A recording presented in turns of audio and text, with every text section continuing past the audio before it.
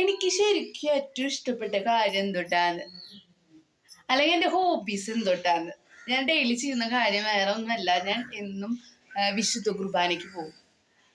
നമ്മൾ എത്ര പാപം ചെയ്താലും മുടക്കാത്തൊരു കാര്യമാണ് വിശുദ്ധ കുർബാന. 3 വർഷമായിട്ട് ദൈവം എനിക്ക് അവസരം നൽകിയ സമയം തൊട്ട് ഞാൻ മുടക്കാതെ കൊണ്ടുപോകുന്ന ഒരു കാര്യമാണ് വിശുദ്ധ കുർബാന. പിന്നെ ഞാൻ ബൈബിൾ റീഡിങ് ചെയ്യാറുണ്ട്. ചില സമയത്ത് അത് ഫ്ലോപ്പ് ആവാറുണ്ട്. ഫ്ലോപ്പ് എന്ന് പറഞ്ഞാൽ നിർത്തിവെക്കേണ്ട സാഹചര്യം ഉണ്ടായിട്ടുണ്ട്. പക്ഷെ എന്നാലും അത് കണ്ടിന്യൂ ചെയ്തിട്ടുണ്ട്. ഇപ്പോൾ അത് 5 വർഷം പൂർത്തീകരിക്കാൻ പോവാണ്. 5 പ്രാവശ്യം, വർഷമല്ല 5 പ്രാവശ്യം ബൈബിൾ വായിച്ചിട്ട് പൂർത്തീകരിക്കാൻ പോവാണ്.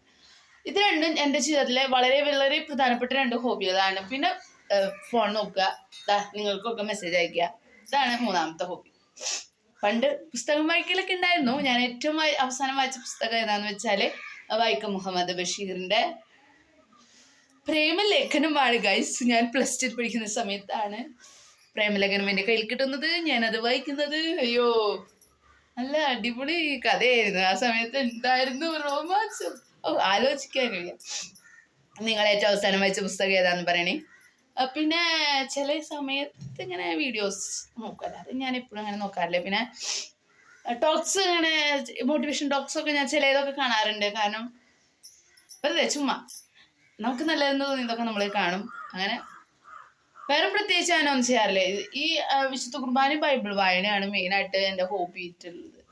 ഇപ്പൊ പിന്നെ പിങ്കി ഉണ്ടല്ലോ, പിങ്കിയുടെ പിന്നാലെ നടക്കുക, അതന്നെ വേറൊരു ഹോബി. പിന്നെ ഡെയിലി യാത്ര ചെയ്യാ, വീട്ടിൽ വരിക, പോവുക, അതന്നെ ഹോബി.